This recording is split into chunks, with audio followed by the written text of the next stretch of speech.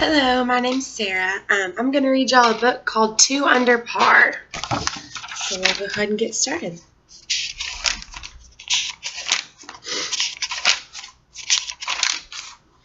Well, first there's a picture of Camelot, which we'll find out later is a golf course. Chapter number 1, The Scarecrows. The castle, although it was only 7 feet tall, it appeared oddly majestic in the sun rising with the east behind it.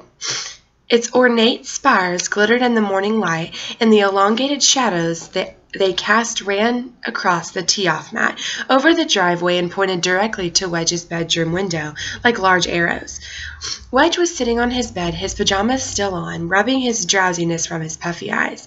He yawned as he rose and shuffled across the rippling linoleum, more like an old man than a 10-year-old boy. The floor creaked and groaned under his weight. He stopped at the window, squinting at the castle. Wedge scowled at the golden treffs.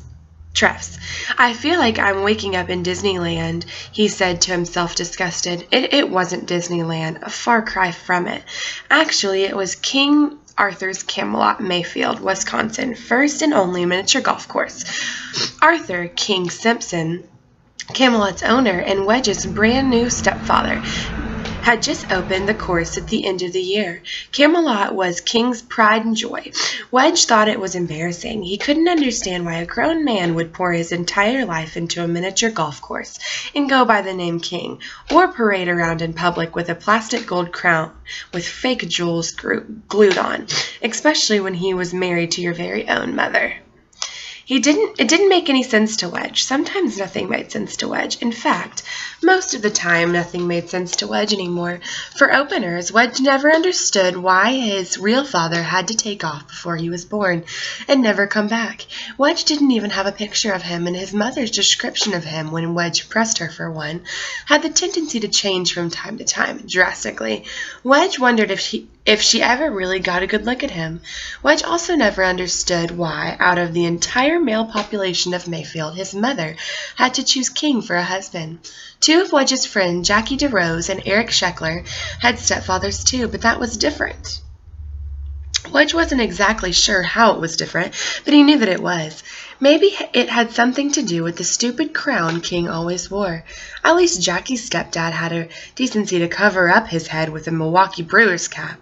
Or maybe it was because acquiring King was a package deal. Along with him came his own son Andrew. Whenever King looked at Andrew, who was 5, he was reminded of King. Whenever Wedge looked at Andrew, who was 5, he was reminded of King. And whenever he looked at King, who was 38, he was reminded of Andrew. In Wedge's opinion, they both bordered on pathetic.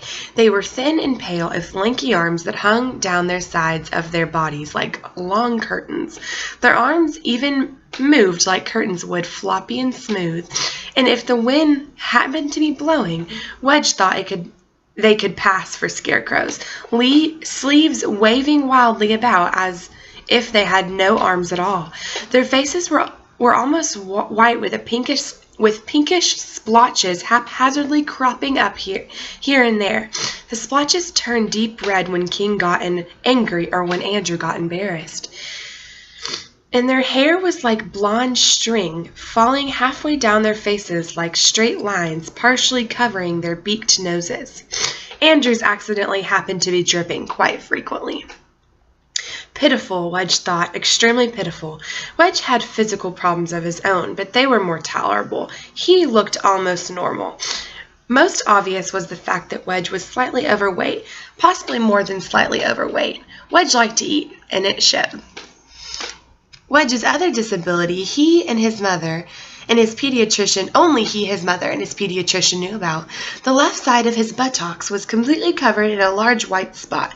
Dr. Harris said it was simply from a lack of pigment in his skin, and that it was nothing to be alarmed about. The spot was in the shape of Texas upside down. Wedge vowed that no one else would ever see his spot except for his wife if he ever got married, which was highly unlikely because most of the girls he knew were like Judith Mills, and that was bad news. Wedge was thinking that perhaps the spot meant his real father was living in Texas somewhere, when his mother called from the hallway, "Wedge, Andrew, time for breakfast." How can she sound so cheerful, Wedge mumbled, taking one last look at the castle before turning and heading for the good smells of the kitchen. It didn't make sense. Like everything else, nothing ever made sense. Then Wedge entered the kitchen. King and Andrew were already seated at the table, eyeing the stacks of steaming pancakes. Wedge could tell that King had done the cooking because the pancakes were perfect golden discs. Sally always made pancakes in the shapes of unidentifiable animals, which were usually broken, crumbled, or burnt by the time they got to your plate.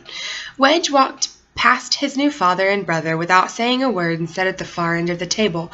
"Morning, Sally," Wedge said to his mother, who was waiting in her bright red robe by the stove for the tea kettle to whistle. Her hair hung down past her shoulders, resembling spiral macaroni sprayed painted bronze. "Morning, honey," she replied with a toothy smile. Like a cardinal, she flitted around the table and pecked him on the top of his head. Her robe swishing around her. For as long as he could remember, Wedge had always called his mother Sally. According to her, the term mom, mother, and ma made her feel like an old lady. "Something I hope I never am," she said frequently. "Does that mean you plan on dying young?" Wedge had asked once when he was in a temperamental mood, and his mother's indignation at being called what she naturally was annoyed him. He even fleeted, pondering that possibility that she wasn't his mother, but quickly dismissed the thought. "No," she had answered, "it just means that I plan on staying young in spirit until I'm at least 100. Please spare me the sight of seeing you in a bikini when you're over 50. Okay, Sally?" Wedge had said sarcastically, anger rising deep within him. But then, in a matter of minutes, the anger had disappeared, and he found himself surrounded by Sally's arms, laughing. After all, King and Andrew came along. They were all each other had, and comparatively, Wedge had liked it that way. Wedge's empty stomach growled during grace. The noise was so loud that it took King and Andrew by surprise. Sally was used to it. "Now, did you do that?" Andrew asked, pointing to Wedge's stomach and sniffling. "Didn't your father ever tell you it was rude to point?" Wedge said, ignoring Andrew's questions and pouring a large amount of maple syrup on his pancakes in a circular motion. His stomach growled again. "Excuse me," Wedge said, sneering at Andrew. The tea kettle whistled. Sally fixed herself a cup of almond tea without sugar and sat down at the table next to King. Besides the tea, all Sally had for breakfast was half a grapefruit. She wasn't even slightly overweight, more like downright skinny, but she had watched her diet carefully, keeping track of her daily calorie intake. "I'm so fat," she often said as she looked in the bathroom mirror or past a storefront window. In Wedge's opinion, Sally's concern for her weight was like Rapunzel complaining that her hair was too short, enough to drive you nuts. But she rarely commented on his own weight or monitored his food drastically, which he appreciated. Sally sighed loudly, getting everyone's attention. She drew in another long breath and gently pushed her teacup away from herself. "I came up with a real winner of an idea this morning." She began toying with one of her curls. Her lips slowly curved up into a smile. What is it, Sal?" King asked. "Well, it concerns all of us, and I think it's real important, especially because 2 families of 2 have become 1 family of 4. I wish she'd get to the point, Wedge thought. He had taken a piece of bread from the bread box on the counter and was using it to soak up the syrup that was left on his plate. He was paying more attention to his sticky creation than to his mother, but when she finally announced what she had been working up to, he heard every terrible word of it. "Since I don't have to be back at work for a week, I thought it might be nice if Andrew and I took a little trip together to Dells or to Madison or somewhere to really get to know each other. And then, Wedge, you can be left here with King. We're going to have our whole life. We're going to have a whole lifetime together, so I think a week separated like that would be good for all of us." Sally's voice trailed off in Wedge's mind while his pancakes turned into rocks in his stomach. He thought he might cry if he wasn't careful. It was bad enough to have a pair of scarecrows for a new father and brother, but to be alone with one of them for a week would be unbearable.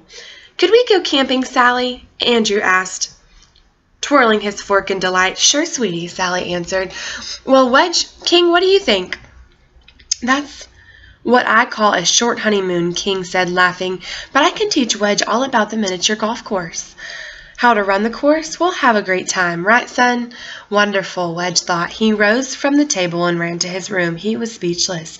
Speechless because he didn't know what to say, and because he was afraid if he opened his mouth, nothing but a sob would come out.